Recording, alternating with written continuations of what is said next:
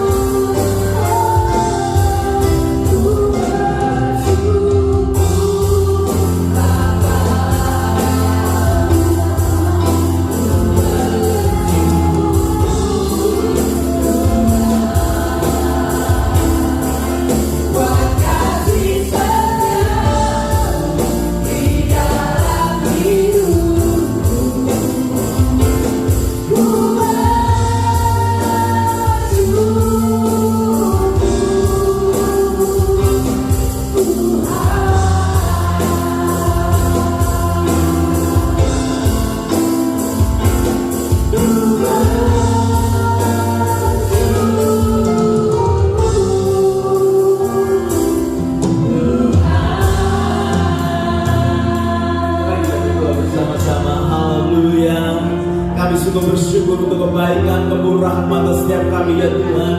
Kami tahu bahwa Engkau Tuhan yang terus mengerjakan kehidupan kami melalui segala sesuatu yang terjadi dalam hidup kami. Kami bangga akan Engkau ya Tuhan. Kami berdoa pada pagi hari ini ketika firman-Mu disampaikan, hati kami siap seperti tanah yang subur sehingga boleh menghasilkan buah yang lebat. Terima kasih, berikan pengurapan yang rata di tengah-tengah kami sehingga setiap kami boleh mengerti kebenaran firman-Mu yang pasti akan memerdekakan kehidupan kami. Terima kasih untuk hamba-Mu yang sudah Kau kirim dari jauh sehingga kami boleh bersama-sama belajar akan kebenaran firman Tuhan pada pagi hari ini. Dalam nama Yesus kami berdoa. Yang siap mendengarkan kebenaran firman Tuhan berkata amin. Haleluya. Bapak Ibu silakan duduk. Haleluya. Kita bersyukur untuk Bapak David yang dikirim di tengah-tengah kita. Ya, sebentar kan Pastor David akan menyampaikan firman Tuhan pada saat ini. Haleluya. Nanti perkenalan langsung ke David ya. Terima kasih Pak Bobi yang juga sudah mengenalkan kita sekalian. Saya percaya setiap kita siap diberkati Tuhan. Katakan kepada sebelah, are you ready? Are you ready? Ya, siap ya. Jangan ngantuk ya, jangan ngantuk gitu. Oke. Mari Pastor David, silakan.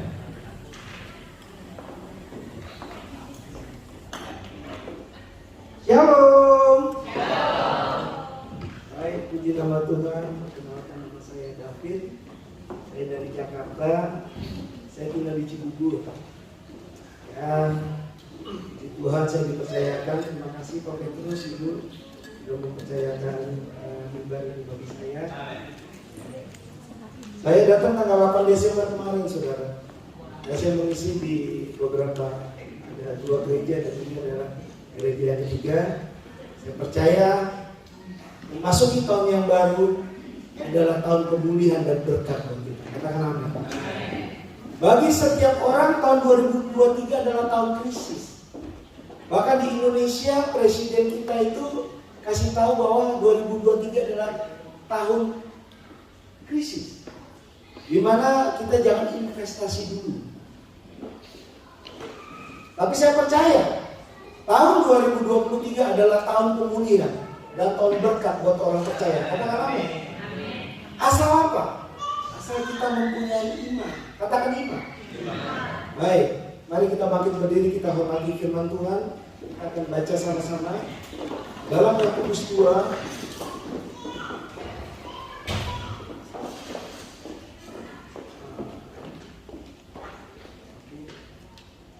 Di dalam Yakobus 2 ayat 14, 17, 18, 19, 21 sampai 23 dan 25. Kita akan baca sama-sama. 3, 2, 1. Apakah gunanya saudara-saudaraku jika seorang mengatakan bahwa ia mempunyai iman, padahal ia tidak mempunyai perbuatan? Dapatkah iman itu menyelamatkan dia? Jika seseorang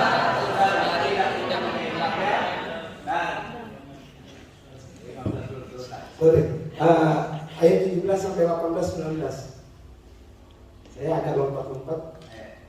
Baik, dimulai dari 16 deh sampai 26 nggak apa-apa. Ayo, 3, 2, 1. Dan seorang dari antara kamu berkata, selamat jalan, kenakanlah air panas dan makanlah sampai kenyang. Tapi ia tidak memberikan kepadanya apa yang perlu bagi tubuhnya.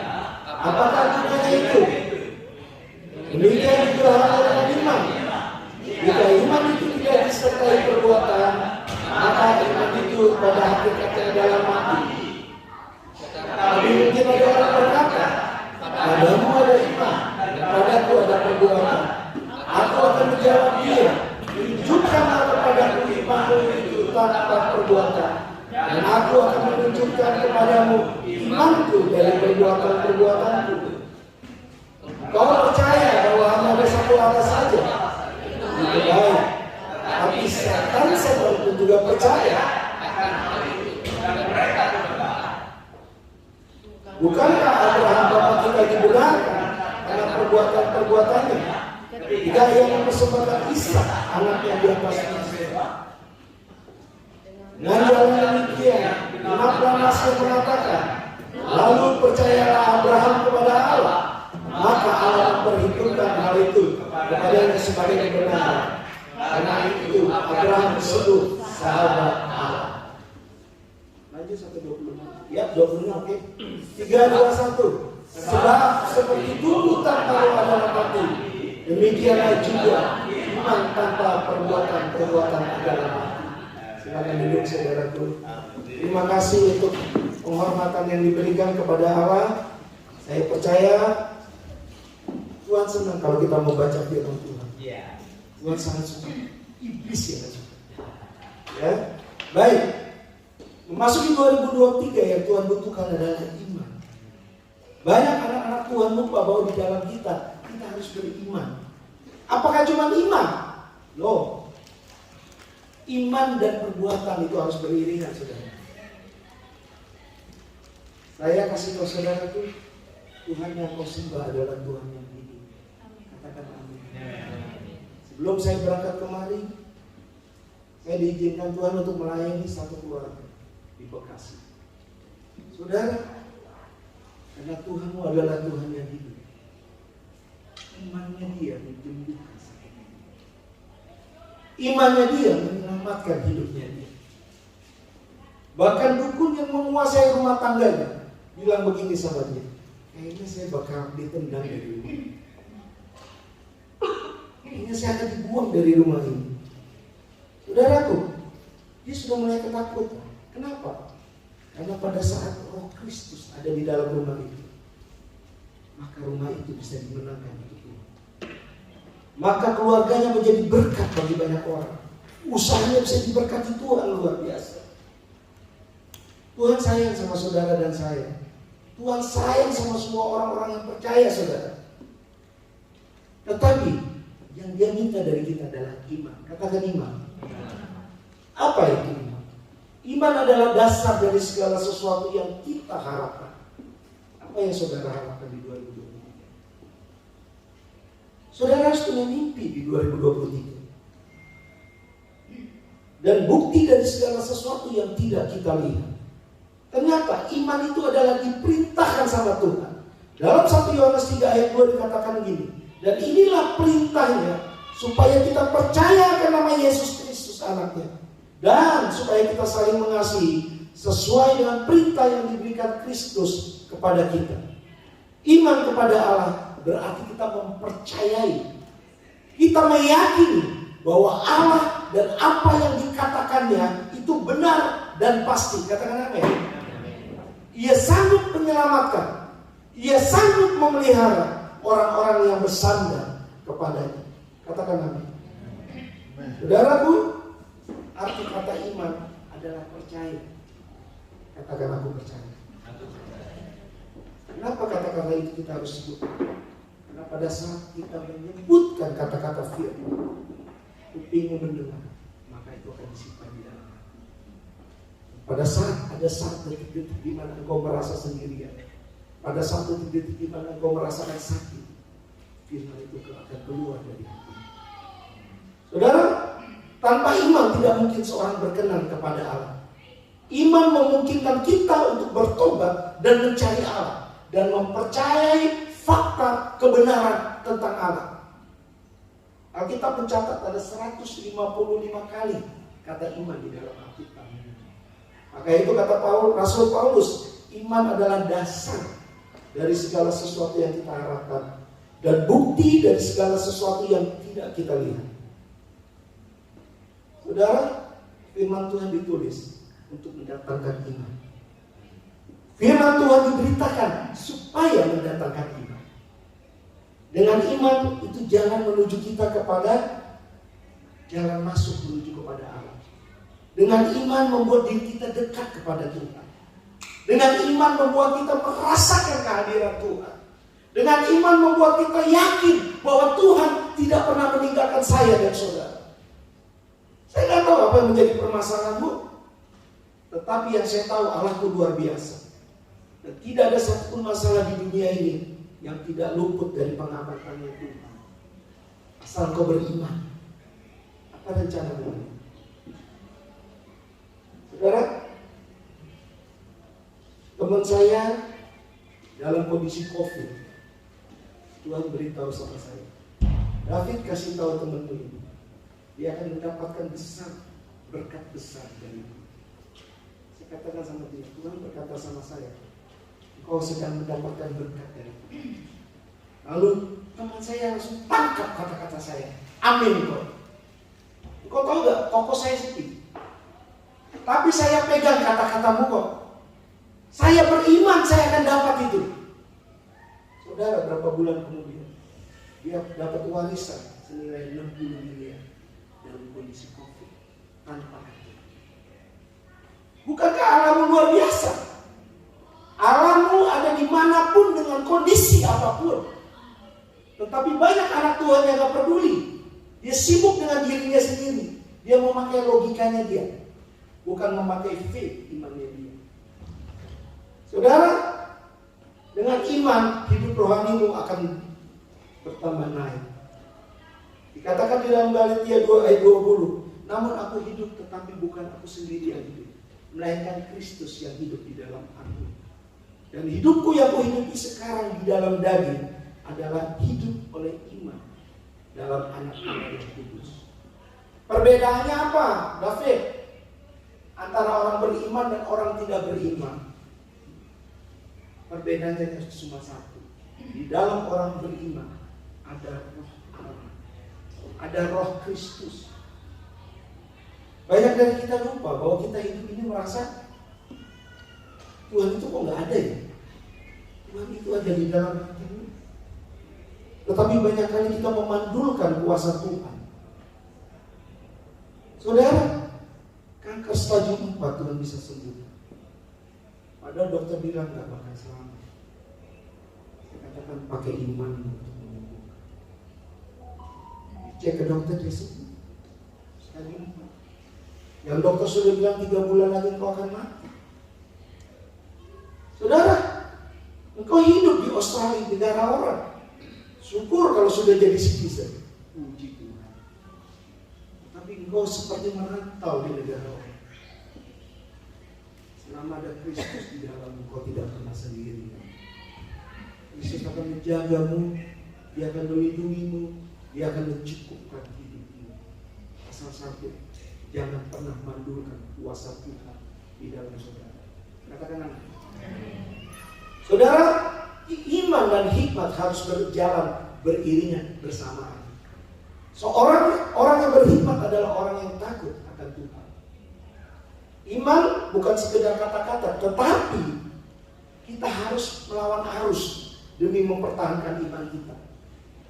Banyak kali iman kita ini goyah. Kita lihat beberapa tokoh. Nuh membangun bahtera di atas gunung. Kira-kira kalau ada orang ini membangun perahu di atas gunung, kira-kira apa yang kita lakukan? Pasti tertawa kan ya? Di mana-mana orang membangun kapal itu ada di laut. Ini di atas gunung. Tapi Nuh mau melawan arus. Biarpun orang banyak mengatakan dia gila. 100 tahun bangun bahtera, saudara. Kadang-kadang kita harus melawan arus untuk mempertahankan iman kita. Sadrak, Mesak, Abednego disuruh menyembah patung oleh Raja Nebukadnezar. Ada risikonya, saudara. Dia akan dimasukkan ke dalam perapian. Tetapi dia membayar harga. Untuk apa? Mempertahankan imannya. Daniel tidak bisa mengikuti peraturan yang dibuat oleh pemerintah saat itu. Walaupun resikonya dia akan dimasukkan ke gua singa. Ada mara bahaya dan petaka yang ada di depan. Dan banyak tokoh-tokoh lain yang harus melawan arus untuk mempertahankan iman. Saudaraku, saya baru ingat, Tuhan ingatkan saya di kepala saya waktu saya masih jadi pengusaha.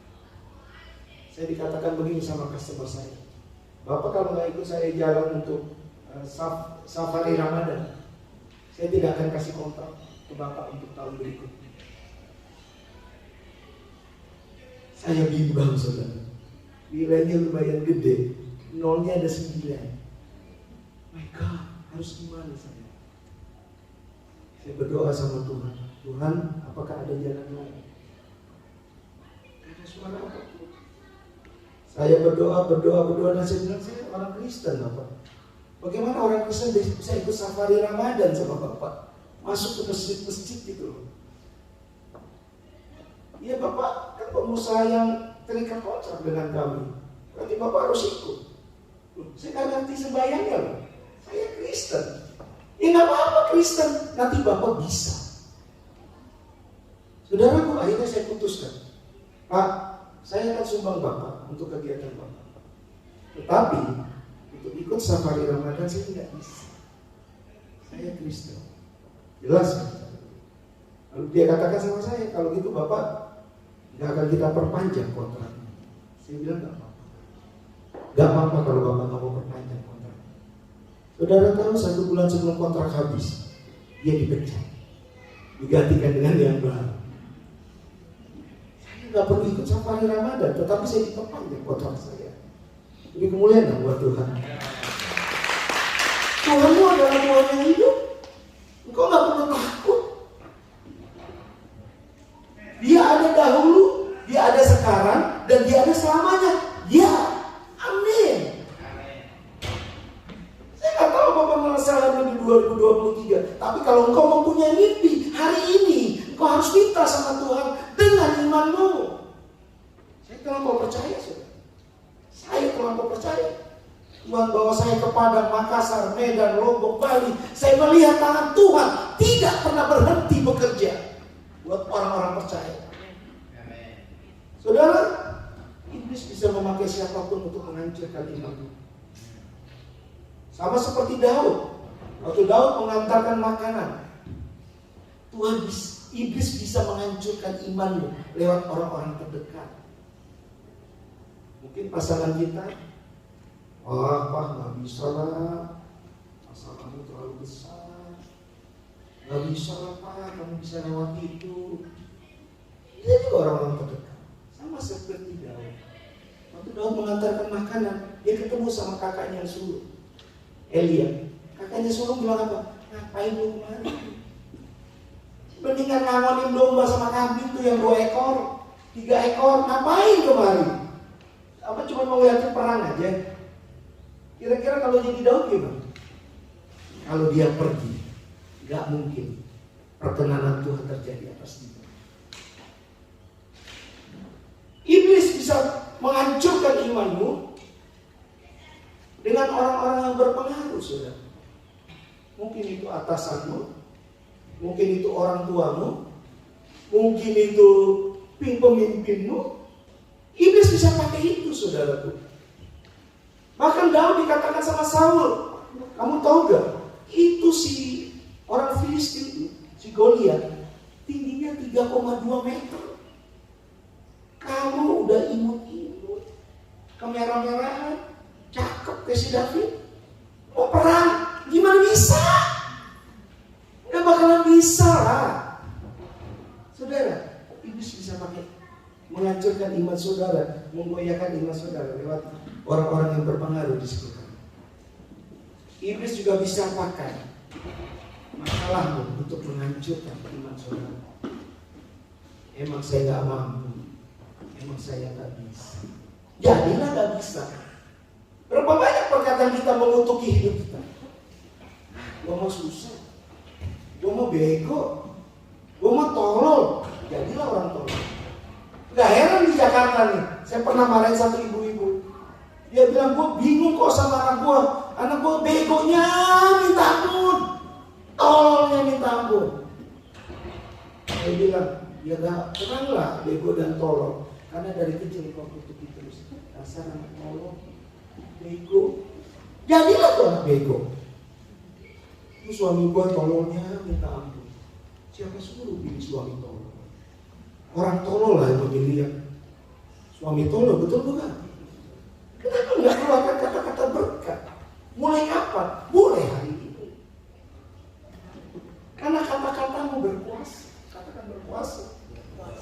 Ada kuasa di mulutmu. Saudara, dengan iman orang-orang kudus ditolong. Dengan iman orang-orang kudus itu. Dengan iman orang percaya dapat melawan iblis. Dengan iman juga orang-orang percaya dapat mengalahkan iblis, bukan hanya melawan iblis. Dengan iman pula, saudaraku, sakit penyakitmu bisa sembuh. Saudara, tapi akhir-akhir ini kenyataan yang sekarang ada. Dunia sudah memutarbalikkan pemikiran orang-orang percaya. Mungkin kisah iman ini baru kita dengar lagi, saudara. Kenapa? Karena dunia menyibukkan kita dengan pekerjaan. Kerja terus. Lalu kalau mati duitnya mau dibawa kemana? Gereja punya kebutuhan, bodo amat gereja ini. Yang penting gue perlu urusan gue. Berapa banyak orang juga nggak peduli sekarang satu sama lain.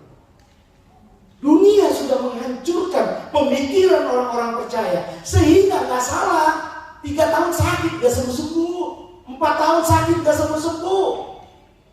Kalau saudara mau tahu filmnya ada di tempat saya ini, 30 tahun sakit,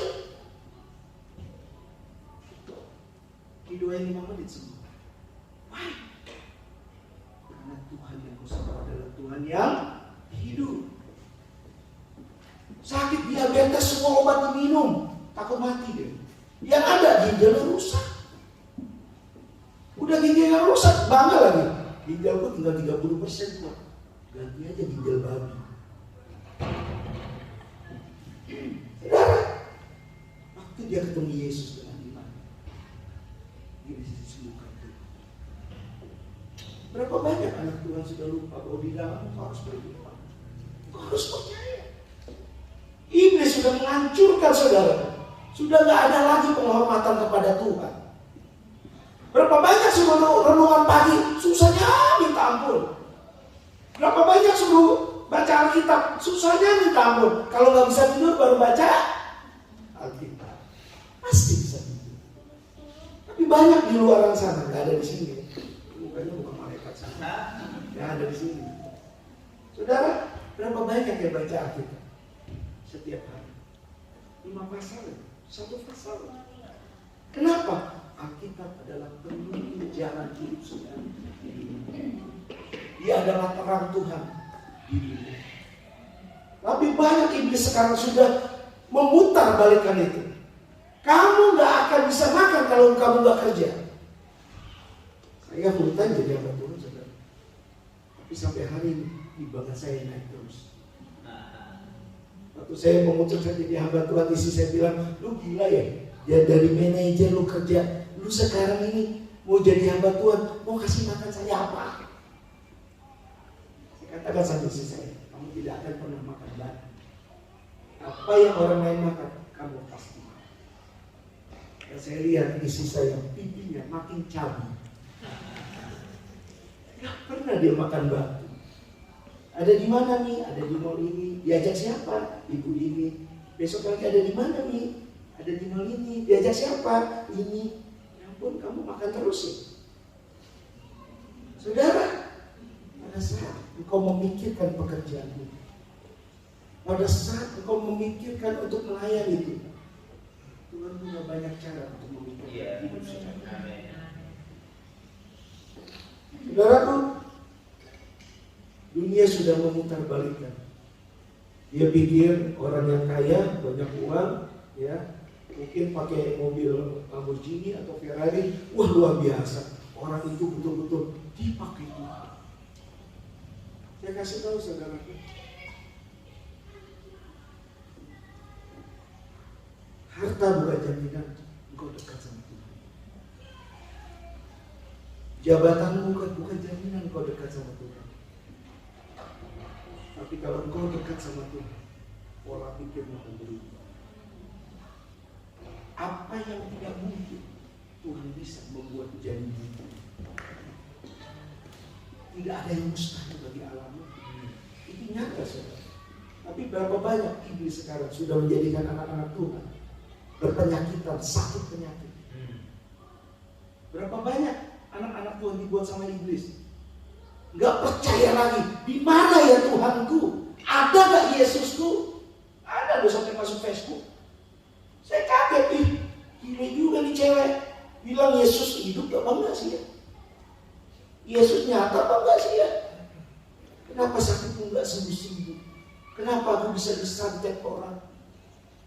Saudaraku, ada satu keluarga yang saya muridkan, 12 tahun disantet orang. Dia lumpuh di tempat tidur sampai hari ini. Saya bilang begini sama suaminya, engkau tidak bisa ketemu Tuhan dengan dagingmu. Engkau harus ketemu Tuhan dengan rohmu. Ingat, setiap laki-laki di sini engkau adalah kepala rumah tangga. Ada satu dukun pernah ngomong sama saya di Jakarta, David, saya tidak bisa mengerjai orang kalau di dalamnya pemimpin rumah tangganya kuat.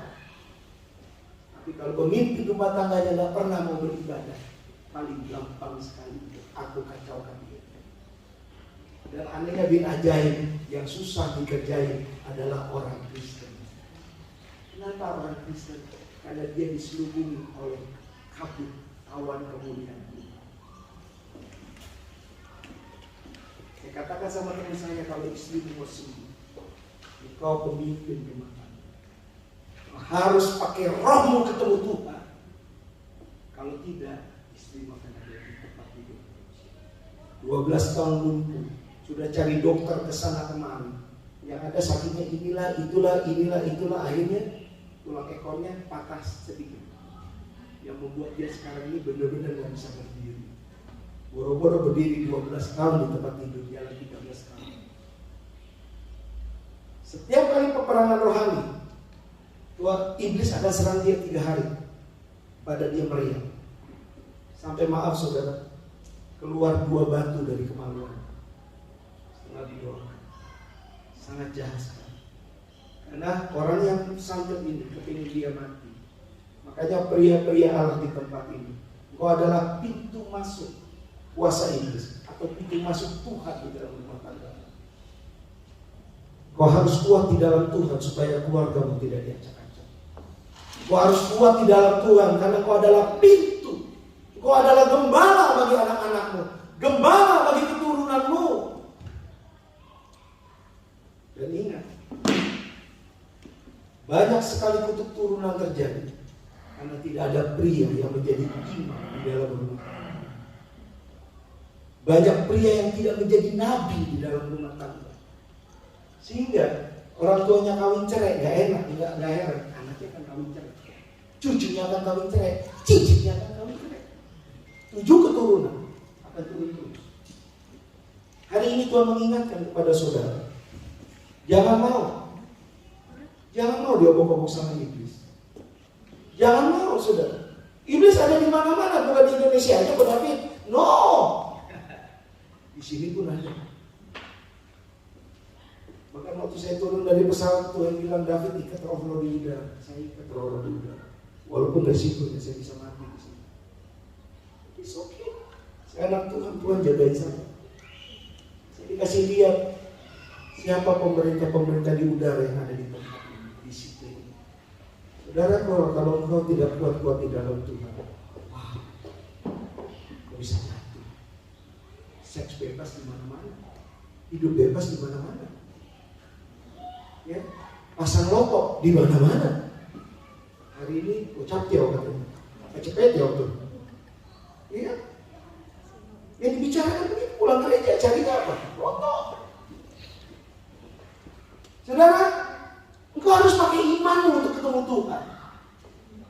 Kalau orang tuamu mau sembuh, engkau bisa pakai tanganmu untuk menyembuhkan orang tuamu dengan imanmu. Engkau bisa selamatkan keturunanmu dengan imanmu.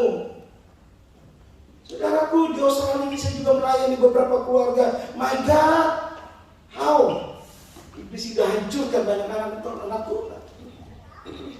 Hubungan sesama jenis berdosa di mata Tuhan.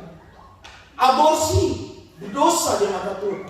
Berzina, aborsi, itu pembunuh, itu berdosa di mata Tuhan. Iman orang-orang percaya sudah dihancurkan. Dianggap hal yang biasa. Tidur bareng sebelum menikah hal yang biasa, umum itu. Saudara, jangan bermain api dengan Tuhan. Ada satuan marah, maka akan ada akibat yang tidak bisa diselesaikan oleh manusia. Saya katakan sekali lagi, Jangan bermain api dengan Tuhan. Pada saat Tuhan marah, maka akan ada akibat yang tidak bisa diselesaikan oleh manusia. Saudara, saya sejak usia 15 tahun dipanggil Tuhan. David pelayan. Waktu saya bilang bapak saya, Pak, saya mau melayani Tuhan jadi pendeta, boleh enggak? Bapak saya bilang, kamu masih muda, kamu belum melihat kenikmatan dunia. Jangan jadi pendeta. Pendeta itu ada duitnya. Akhirnya usia 20 tahun Tuhan memanggil saya lagi. Saya bilang nanti ya Tuhan, baru mau cari kerja. Usia 25 tahun Tuhan panggil saya lagi. Tuhan lagi asik-asiknya usaha nih Tuhan. 30 tahun Tuhan panggil saya lagi. Saya bilang, Tuhan, saya lagi asik bikin pabrik Tuhan. Janganlah 40 tahun aja lah. Waktu usia saya 40 tahun Tuhan panggil saya. Lagi-lagi saya menolak. Saya melayani Tuhan. 22 tahun saya pelayanan di gereja. Saya tahu firman Tuhan. Tapi hidup saya hanya rutinitas, saudara, di dalam Tuhan. Saya tidak serahkan hidup saya sepenuhnya dalam tangan Tuhan. Pada saat uang saya lagi banyak-banyak. Satu kali waktu anak saya panas. Lalu masuk ke rumah sakit lagi tunggu periksa darah. Suster saya bilang, kok anak ini tidurnya nyenyak banget ya. Sebentar-bentar kepalanya jatuh. Dibangunkan lagi, kepalanya jatuh lagi. Dibangunkan lagi, kepalanya jatuh lagi. Sama istri saya dibenarkan. Pada saat kepalanya sedang dibetulkan, istri saya kaget setengah mati. Kenapa? Karena matanya hitamnya sudah tidak ada naik ke atas kedua dan sudah tidak bernafas lagi. Istri saya nangis-nangis sama suster saya langsung lari. Ada apa? Lihat mata anak saya, dua-duanya udah putih. Dia melihat tapi putih dan sudah tidak ada nafas. Saya lari ke gawat darurat. Saya begitu kagetnya saya, ini anak bungsu saya, kelas 4 SD. Waktu saya tabrak itu gawat darurat, saya teriak panggil dokter kayak orang gila. Saya, dokter mana dokter? Dokter, padahal dokter samping saya, sakit punggungnya. Mana dokter? Masa rumah sakit segini gini nggak ada dokter? Saya bilang di sebelah saya dokternya Pak. Anak saya nggak bisa nafas, mati anak saya. Saudara, dia sakitnya panas tinggi, lalu amandalnya itu ketemu, nempel. Udara dari luar tidak bisa masuk, dari dalam tidak bisa keluar, mati tercekik. Dokter langsung ambil tindakan, diambil obat panas dari anusnya disuntikan, lalu tenggorokannya disodok dan dadanya itu saya nggak tahu dia apa. Atau begitulah. Saudara, waktu saya di samping anak saya, tiba-tiba ada suara di kuping saya jelas sekali. Saya tidak pernah melupakan suaranya. Dia katakan begini, David, kamu kan gila kerja, kamu kan senang bekerja. Bangunkan anakmu dengan pekerjaan. Kalau dia bisa bangun, saya sembah pekerjaan kamu. Mulai satu air mata saya netes. Lalu ada suara yang bilang, David, kamu kan gila cari uang. Uangmu banyak. Kamu bangga dengan uangmu. Bangunkan anakmu dengan uangmu. Kalau bisa, aku sembah uangmu. Saudara, mulai bergetar saya, kaki saya. Saya nggak kuat berdiri, saudaraku. Saya lihat dokter lagi berusaha untuk memberi nafas sama anak saya. Saya tahu anak saya udah nggak ada itu, saudara. Lalu saya keluar dari gawat darurat, saya berlutut sama Tuhan. Saya menangis. Saya katakan, Tuhan, apa yang saya cari? Saya jadi presiden direktur 2 perusahaan, percuma. Uang saya tidak bisa hidupkan anak saya. Percuma saya punya harta banyak, percuma saya punya mobil banyak, rumah banyak, percuma saya tidak bisa bangunkan anak-anak saya. Ada batasan-batasan hartamu yang tidak bisa membelamu. Ada batasan kekayaanmu yang tidak bisa membelamu. Ada batasan jabatanmu yang tidak bisa membelamu. Apa yang saya cari? 16 jam saya kerja satu hari. Percuma dan percuma. Saudara, saya menangis. Saya berlutut, saya minta ampun sama Tuhan. Tuhan, ambil semua apa yang aku punya, Tuhan. Ambil semua. Yang penting izinkan aku kembali, Tuhan. Aku mau membesarkan anakku. Ampuni aku Tuhan, aku terlalu sombong jadi orang. Saudara, setelah puas aku berdoa, aku bilang cukup punya Yesus saja Tuhan. Aku nggak mau lagi dengan keadaan dunia, nggak mau lagi saya nggak mau saya kapok. Karena aku nggak bisa bangunkan anakku, jabatanku nggak bisa bangunkan anakku, pekerjaanku nggak bisa bangunkan anakku. Aku nggak mau Tuhan. Tuhan kasih kesempatan aku, hidupkan anakku. Waktu saya masuk ke gawat darurat, selang-selang sama dokter sudah dibully. Anak saya sudah tidak bisa ditolong. Saya di samping anak saya bilang maafkan papinya, maafkan papinya, maafkan papinya. Tuhan kasih kesempatan bagiku untuk aku melayani. Saudaraku, jangan bermain api dengan Tuhan. Pada saat Tuhan marah, maka akan ada akibat yang tidak bisa diselesaikan oleh manusia. Berapa banyak pun hartamu, Tuhan ampuni saya. Banyak pekerjaan Tuhan saya abaikan. Banyak hal-hal mengenai untuk melayani Tuhan saya tinggalkan. Ampuni saya Tuhan. Saya pikir saya sudah hebat. Mobil saya banyak, rumah saya banyak, uang saya banyak. Saya pikir saya sudah hebat. Tapi saya tidak bisa bangunkan anak saya yang mati. Saudara tahu, pada saat berkata seperti itu, saya bilang saya cukup punya Yesus. Saya nggak mau punya yang lain Tuhan. Saya nggak mau punya yang lain. Tiba-tiba anak saya rasa hidup sampai hari ini. Dia sudah kuliah semester 4. Saudara tahu, rumah sakit tidak bisa memprediksi dia sakit apa sampai hari ini. Saya kasih tahu, boleh gak kerja? Boleh. Boleh gak saudara kerja? Boleh. Wajib kerja. Tuhan juga suruh ajar kita untuk bekerja, tapi jangan berlebihan.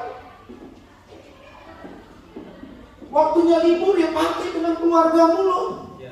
Nikmati dengan keluargamu. Waktunya ibadah, datang beribadah. Cari Tuhan. Jangan cuma cari Tuhan mau ketemu teman. Kalau ketemu teman mendingan nonton Korea di rumah. Nangis-nangisan sama TV. Lebih berguna. Kau datang ke gereja, kau sedang bertemu Tuhan. Kau sedang menyenangkan hati Tuhan. Kau sedang mempermuliakan Tuhan. Karena sekali lagi hartamu gak bisa membelamu. Apa yang kau cari akan sia-sia. Contohnya saya. Saudara, hidup ini sih. Tapi saya melihat pertolongan saya begitu luar biasa. Keluarga kami ditolong luar biasa. Dan sejak saat itu saya bilang saya akan ikut kau pun. Saya bayar harga. Nggak lama kemudian usaha saya ditipu orang habis. Saya bilang nggak apa-apa tuh. Tadi saya bilang apa? Cukup punya Yesus. Cukup punya Yesus, saya punya semua. Hari ini Tuhan pelihara hidup saya. Bahkan waktu Tuhan bilang, David, layani aku sepenuh hidupmu. Saya tinggalkan pekerjaan saya. Saya minta tanda sama Tuhan. Tuhan kasih tanda, saya keluar. Sampai hari ini timbangan saya nggak pernah turun. Coba diet, turun 2 kilo, udah seneng. Habis diet naik 3 kilo. Diet lagi turun 3 kilo. Habis diet naik 5 kilo. Stres saya. Mendingan gak usah diet-dietan lah. Yang penting gue sehat. Saudara, hidup ini seperti hembusan nafas. Kalau saya pernah diajak belum lama sama brother saya ke gunung. Itu di sini kalau hawa dingin tuh keluar itu ya asap dari mulut kita, dari hidung kita. Hidup itu seperti itu. Kelihatan nggak lama lagi hilang. Hidup itu dikatakan juga seperti awan. Hari ini bagus saya lihat. Ternyata di sini ini cepat sekali berubah. Udah mau hujan tiba-tiba panas terik. Hidup kita seperti itu, saudara. Hidup kita juga seperti kabut dan rumput yang hari ini ada. Sebentar kemudian. Nah, saudaraku, semua adalah kesia-siaan. Ketika tidak ada Tuhan di dalam diri kita. Katakan, Yesus ada di dalam diri. Saudaraku, bagaimana iman bekerja dalam hidup kita? Pertama, Pertama, iman timbul karena seseorang mendengarkan firman Tuhan. Jadi iman itu timbul dari pendengaran, dan pendengaran oleh firman Kristus. Jadi iman timbul dari berita Injil. Saudara hari ini harusnya jalan-jalan, betul bukan? Harusnya keliling-keliling. Tetapi kenapa? Roh Kudus bawa saudara ke gereja ini, ke tempat ini. Karena Roh Kudus mau roh dan jiwamu dikasih makan. Dikasih makan. Di tempat ini mau dikenyangi. Roh dan jiwamu dikenyangi. Supaya apa? Engkau dewasa. Engkau dewasa. Kalau rohanimu dewasa, orang mau ngomong apapun, nggak peduli, gereja tetap jalan terus. Yang aneh teman saya nih, ribut sama temannya, mentang-mentang satu gereja, dua-duanya nggak bergereja. Ributnya sama siapa? Marahnya sama Tuhan Yesus. Aneh. Kenapa begitu? Karena nggak dewasa. Kalau saudara dewasa rohani, ya saya nggak suka sama kamu, ya sudah. Gereja tetap jalan terus, bukan? Berapa banyak kita nggak suka, gue gedek sama dia tuh, dua-duanya nggak bergereja. Iblis yang tepuk tangan. Makanya nggak heran orang percaya. Saya pernah mendoakan satu orang, dia dengan bangganya bilang begini, saya membawahi 80 worship leader. Wow, 80 worship leader. Wow. Tapi saudara tahu, di dalam dia ada roh jahat. Maka roh jahat itu dalam 1 minggu mau membunuh dia. Saya punya filmnya, saya bisa mempertanggungjawabkan apa yang saya katakan. Lalu waktu kita doakan, dia langsung kayak bola bowling, muter-muter. Muter-muter. Di dalamnya dia ada setan. Kenapa bisa terjadi seperti itu? Karena iman dia tidak dewasa.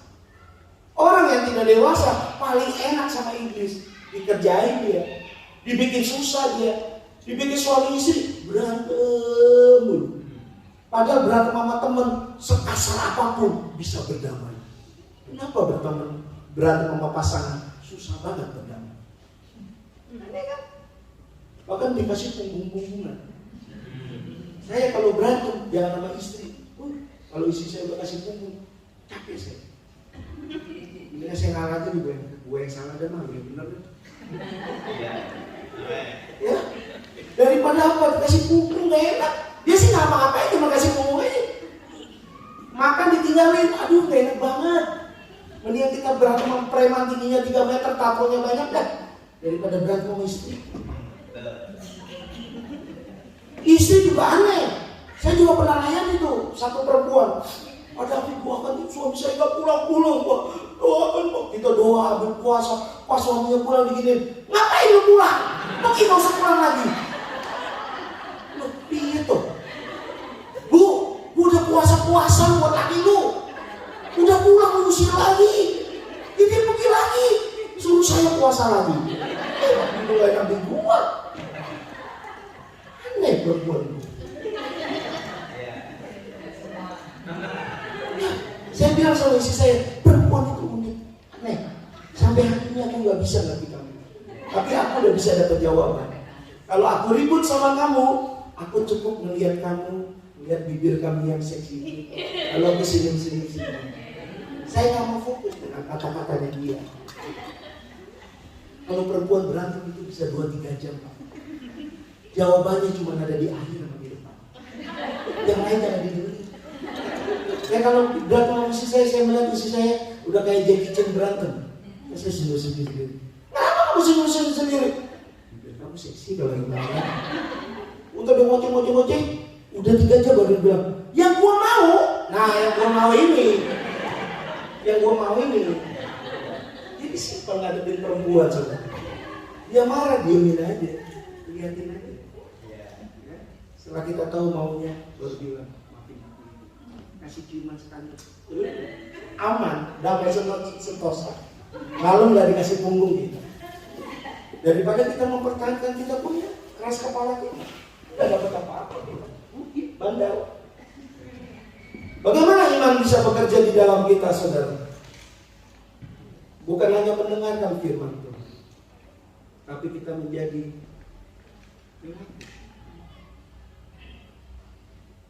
saudara. Dikatakan di dalam Yakobus 2 ayat 17. Demikian juga halnya dengan iman. Jika iman itu tidak disertai perbuatan, maka iman itu pada hakikatnya adalah mati. Pelaku firman adalah orang yang melakukan perintah dan perkataan Yesus, yaitu yang ibadahnya mengasihi sesama dan berbelas kasihan.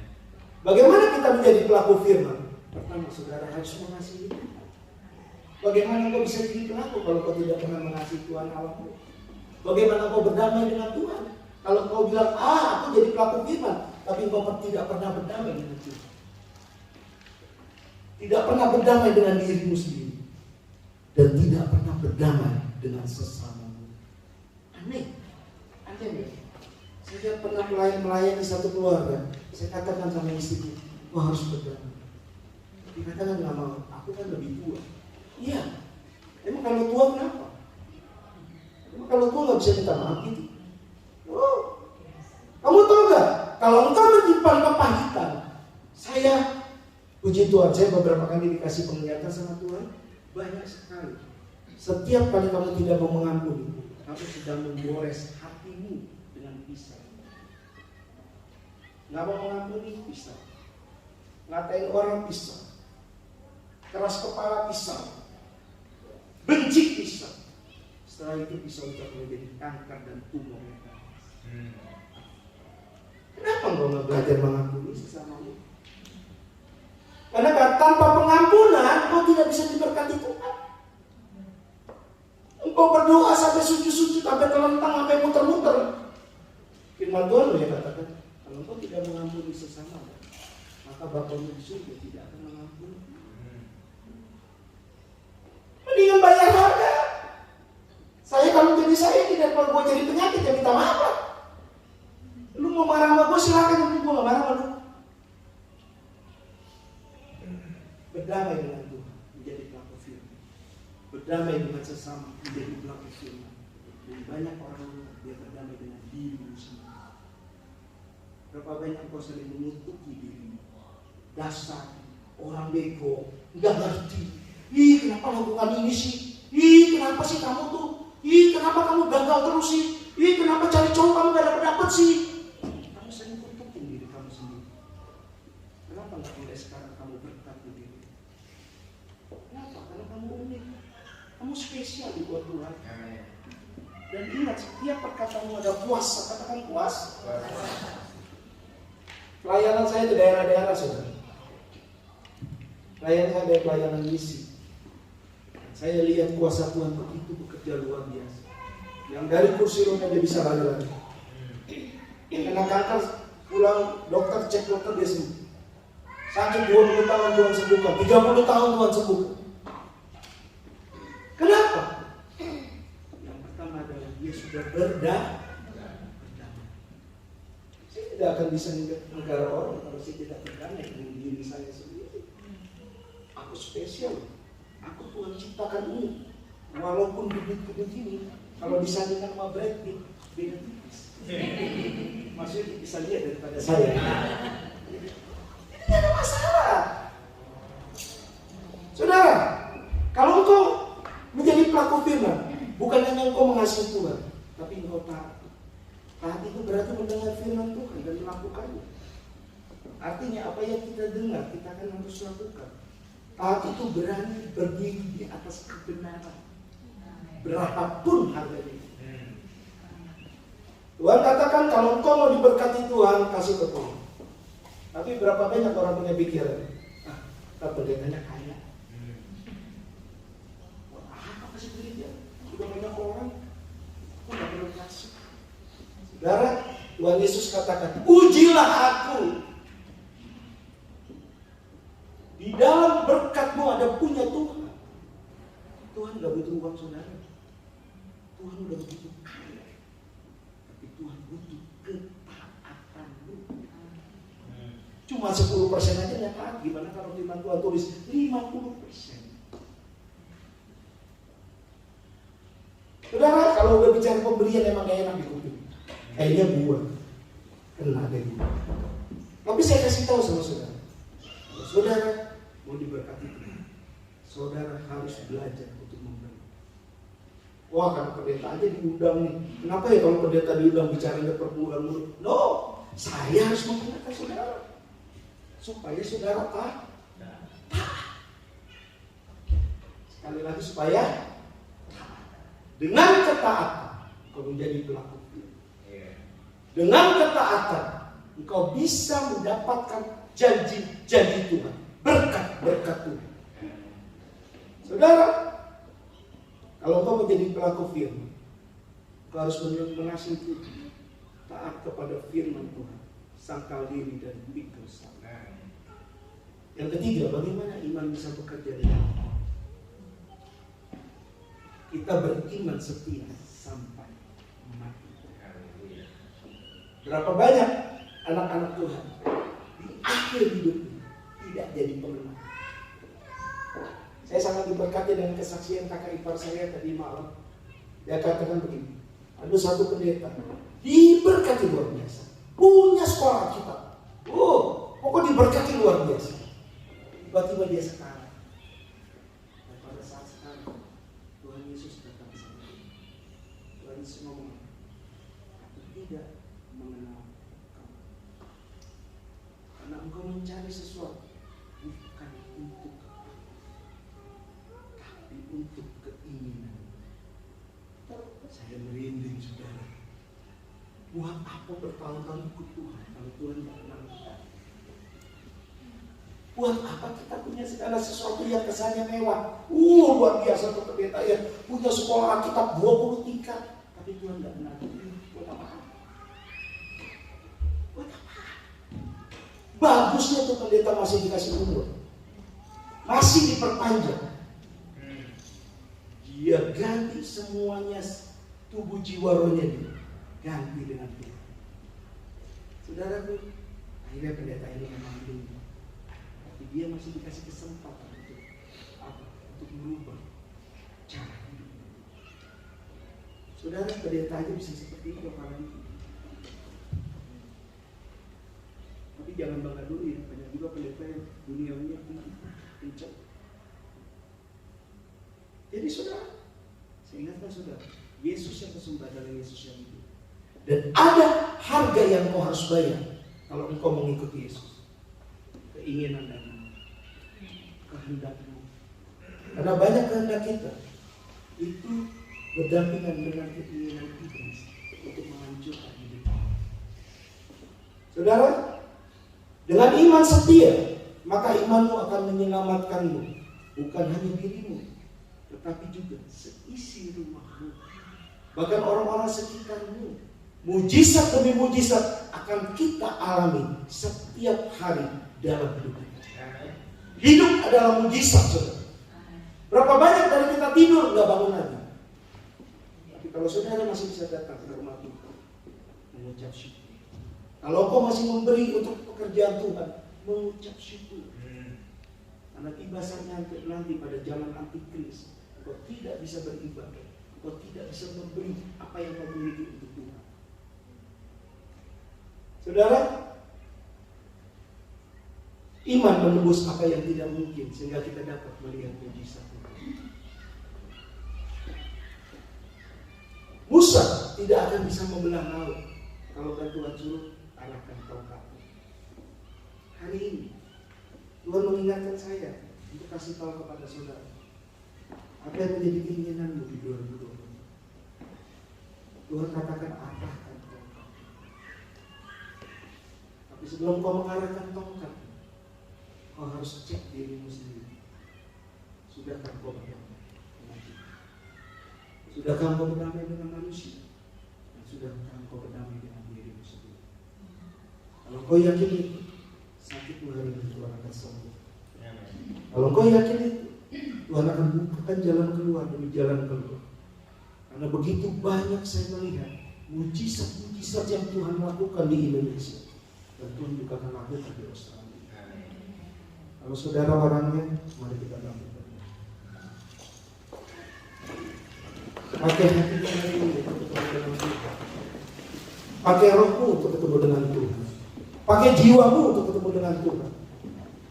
Kalau engkau tidak kenapa-napa, taruh di pikiranmu siapa yang harus engkau doakan. Apakah saudaramu, pasangan hidupmu, pernikahanmu, masa depan keturunanmu? Itu tugas saudara. Hari ini saya ingin bawa iman saudara. Saudara akan melihat mujizat di tempat ini kalau imanmu mendekat kepada Yesus. Mari kita berdoa. Kita akan nyanyikan lagu ini beberapa kali. Saya akan tuntun saudara untuk mengalami mujizat Tuhan, untuk engkau mengalami terobosan di 2023. Saya nggak lihat apa pangkatmu, saya nggak lihat apa yang kau punya. Bagi saya itu adalah kesia-siaan. Kau datang ke tempat ini, kau cari Tuhan, kau cari Tuhan, dan sekali lagi kau cari Tuhan. Rohmu yang Penuhiku, mengalir dalamku. angkat suara memuji Tuhan. Jiwaku tenang bersamamu dalam naunganmu. Saudara harus sungguh-sungguh cari Tuhan supaya saudara bisa melihat mujizat Tuhan. Tutup matamu, kau nyanyi ini beberapa kali sampai Tuhan merasakan jamaah di dalam. Maka dia terobosan demi terobosan Tuhan akan bukakan di dalam saudara. Rohmu Rohmu yang hidup penuhiku, mengalir dalamku. terima kasih Tuhan untuk apa yang baik. Jiwaku tenang bersamamu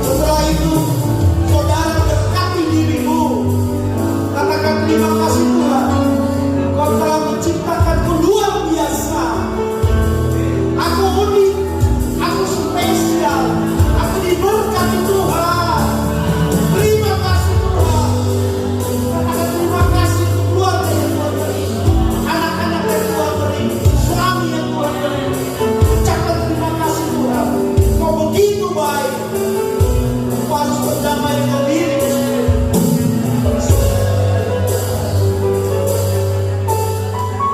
Kalau sudah, kita akan masuk ruang Maha Kudus. Siapkan diri, kita akan masuk ruang Maha Kudus ya. Kita masih sikir. Masuk Tuhan Maha Kudus dengan darah anak domba. Masuk dengan hati tulus menyembah yang Maha Kuasa. Masuk ruang Maha Kudus.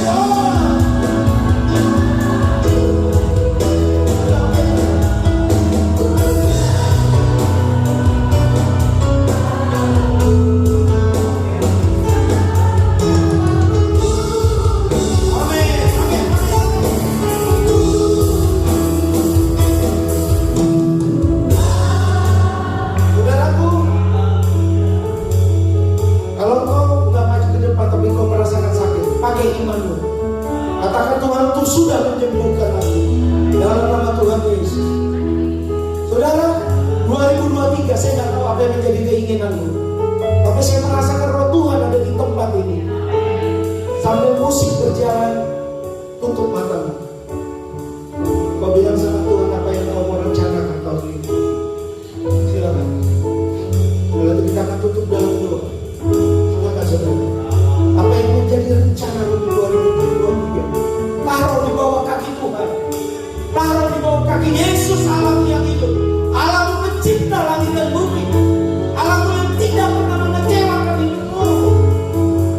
Katakan, Tuhan, aku punya rencana. Sebutkan rencanamu. Kalau engkau ingin mendoakan anakmu, engkau mendoakan saudaramu, pakai sekarang waktunya. Pakai sekarang waktunya. Pakai rohmu bertemu Tuhan. Tuhan, kau lihat anak-anakmu ya Bapak. Oh raja di atas segala raja Tuhan. Kalau aku melihat orang lumpuh, Tuhan sembuhkan. Orang kanker, Tuhan sembuhkan. Kalau aku melihat orang tidak ada jalan keluar, Tuhan buka jalan keluar. Aku percaya anak-anakku di tempat ini, Tuhan akan buka jalan keluar. Di dalam nama Tuhan Yesus, lepas ada pintu-pintu yang terbuka, ada pintu-pintu berkat yang terbuka. Dalam nama Tuhan Yesus, dalam nama Tuhan Yesus, dalam nama Tuhan Yesus. Terima kasih Tuhan. Kalau malam-malam tekan dalam masjid Tuhan, pakai imanmu, pakai imanmu. Pada saatnya nanti kau harus bersaksi di tempat ini. Yesus yang membela saudara.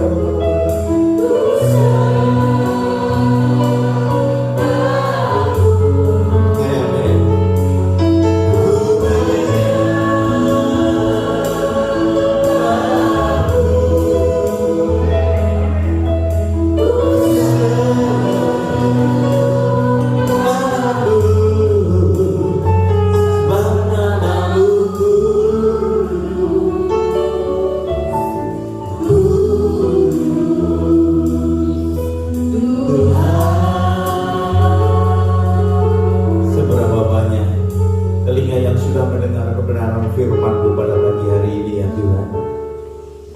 Kami bersyukur kalau Engkau mengingatkan tentang kondisi iman kami hari ini.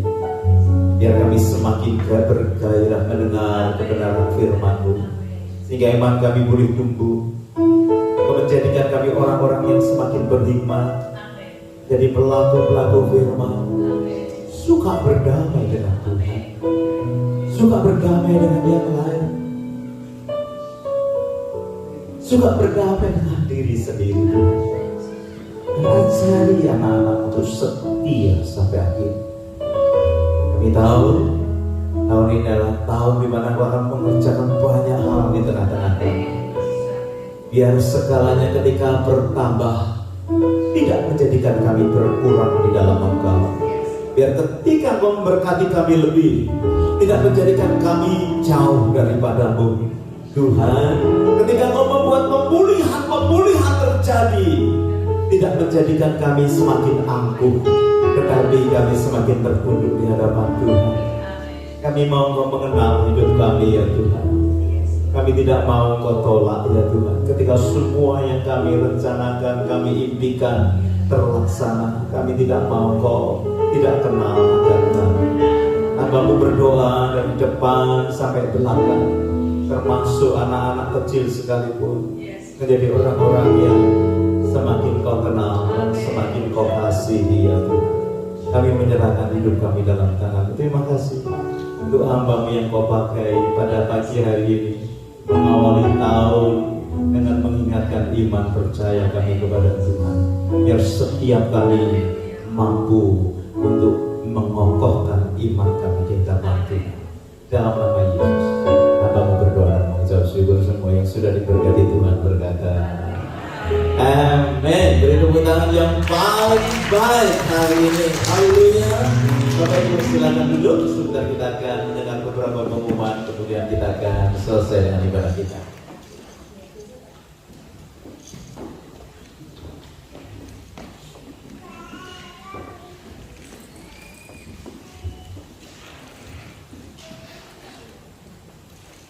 Shalom, saudara dikasih Tuhan. Selamat datang yang kali hadir di tempat ini.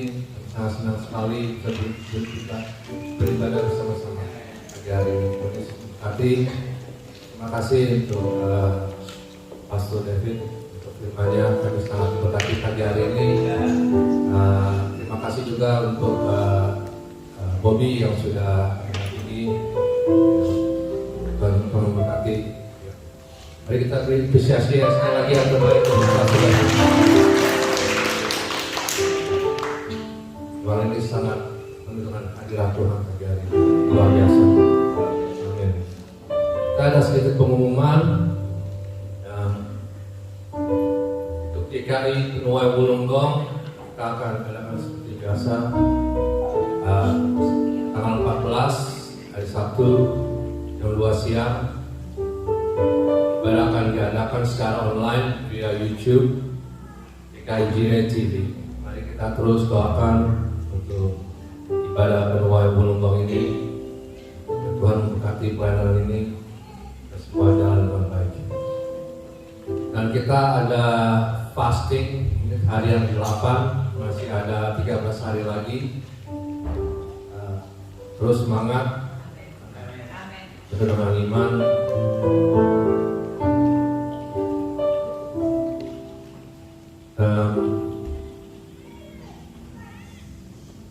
Sekian untuk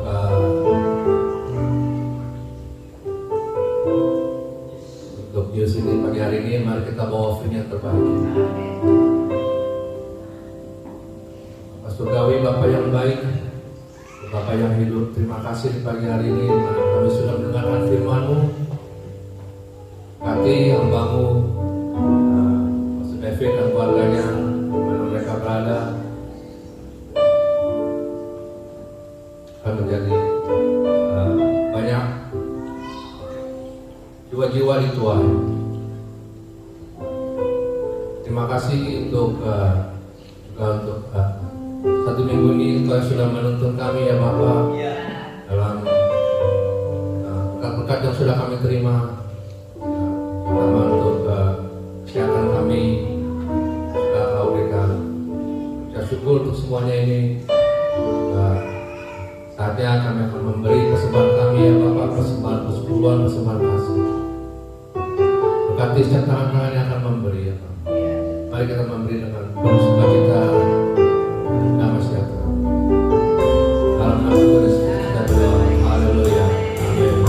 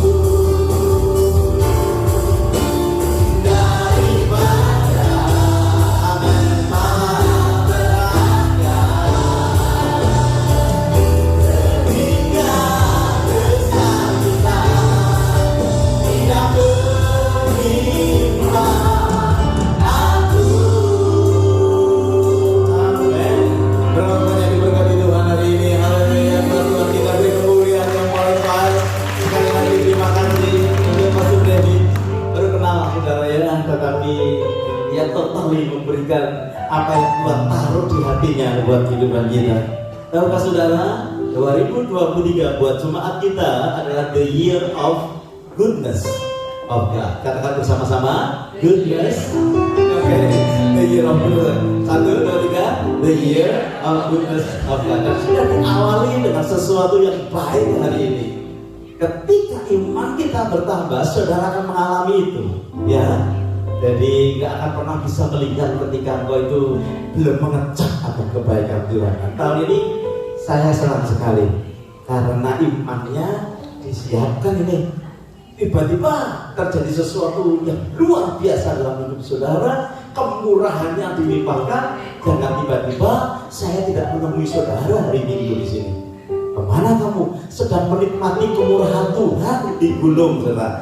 Salah total, ya. Jadi kalau mau menikmati kemurahan Tuhan, cari hari yang lain, bukan hari yang Minggu. Ngomong sama sebelahmu, jangan hari Minggu, cari hari yang lain. Sebab Tuhan sedang mengerjakan. Tapi betul saudara, buat apa artinya punya rumah banyak? Buktinya pendetanya cerita di sini nggak bisa bangkitkan anaknya loh. Saudara itu nyari rumah terus. Ya Pak, saya belum pernah dapat rumah, memang begitu ya Pak ya. Kalau belum punya rumah, pengen punya rumah. Setelah punya rumah, biasa aja. Kalau belum punya istri, pengen punya istri. Setelah punya istri,